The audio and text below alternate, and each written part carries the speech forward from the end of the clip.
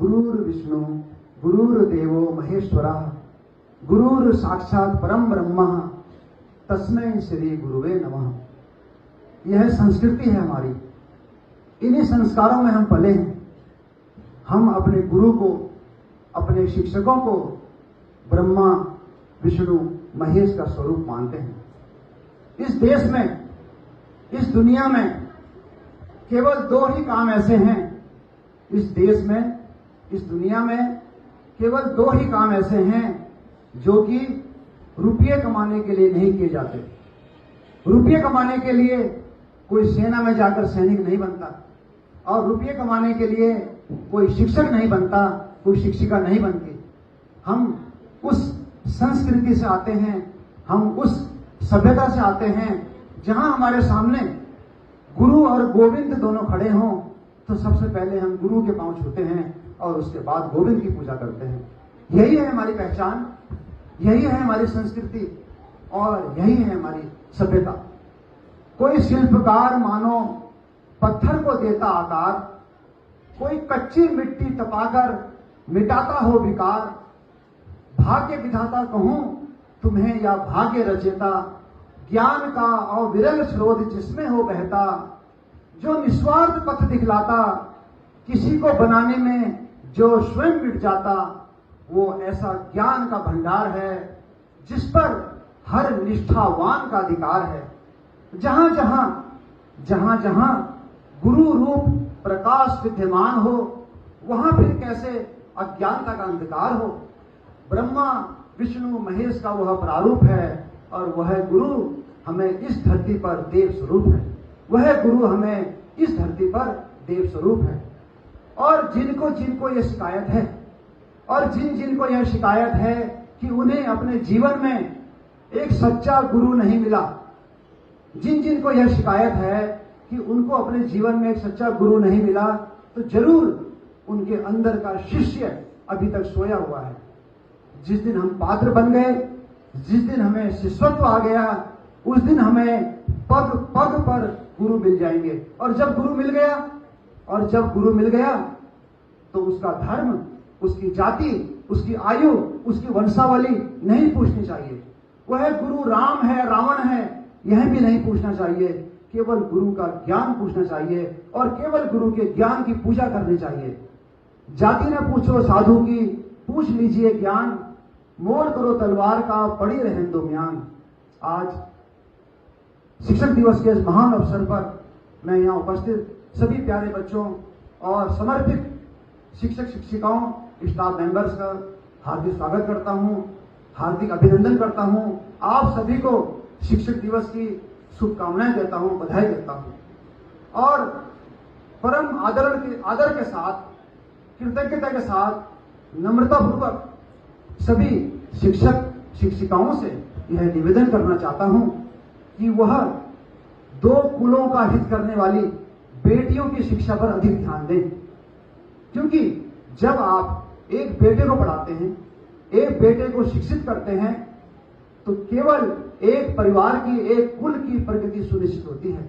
लेकिन जब आप एक बेटी को शिक्षित करते हैं तो दो परिवारों की, दो कुलों की प्रगति सुनिश्चित होती है। अतः बेटियों की शिक्षा पर ध्यान दिया जाना अत्यंत आवश्यक है।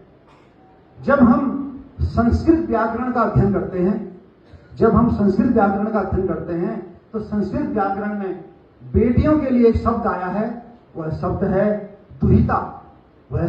दुहिता।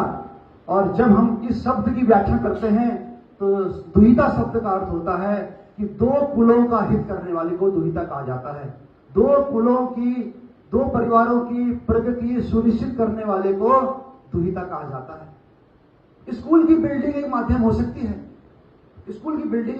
सकती है, लेकिन एक बच्चे के जीवन में ज्ञान के दीपक को प्रज्वलित करना, ज्ञान के बीज का रोपण करना, यह केवल इस दुनिया में शिक्षक और शिक्षिकाओं की दो हथेलियां कर सकती हैं। दुनिया में किसी के पास दुनिया में यह ताकत नहीं है कि वह किसी बच्चे के जीवन में, किसी बच्ची के जीवन में ज्ञान के दीपक को जला सके।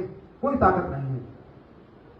स्कूल मैनेजमेंट एक अच्छा फुटबॉल ग्राउंड दे सकता है, एक अच्छा बास्केटबॉल ग्राउंड दे सकता है, एक अच्छा वॉलीबॉल ग्राउंड दे सकता है, लेकिन एक बच्चे के मन में यह भाव पैदा करना, एक बच्चे के मन में यह तितिक्षा पैदा करना, यह अपेक्षा पैदा करना, यह उत्साह पैदा करना, यह अपेक्षा पैदा करना कि वह इस फुटबॉल ग्राउंड में खेलकर, इस फुटबॉल ग्राउंड में प्रैक्टिस करके दुनिया का नंबर 1 का फुटबॉल प्लेयर बन सकता है। यह भाव, यह चेतना केवल स्पोर्ट्स के टीचर जगा सकते हैं और दुनिया में किसी के पास यह ताकत नहीं कि वो बच्चे के अंदर ये भाव जगा सके। एक हिंदी की कक्षा में एक बच्ची के अंदर, एक बच्ची के जीवन में यह भाव पैदा करना कि मुझे महादेवी वर्मा की, मुझे मीरा की परंपरा की एक महान कवित्री बनना है, दुनिया की सबसे बड़ी कवित्री बनना है। यह भाव, यह चेतना केवल उस हिंदी की कक्षा में हिंदी की अध्यापिका जगा सकती है, हिंदी के अध्यापक जगा सकते हैं। ये दुनिया में और कोई नहीं कर सकता।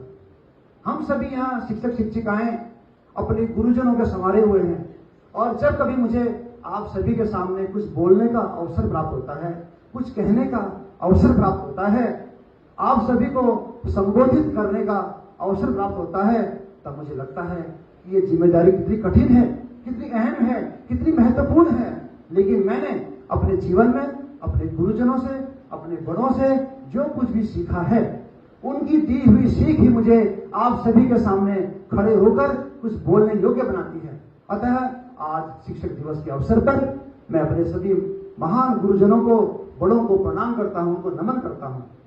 और मैं ऐसा मानता हूं कि इस दुनिया में शिक्षक और शिक्षिकाओं का सम्मान शीर्ष स्थान पर है और वो हमेशा रहेगा।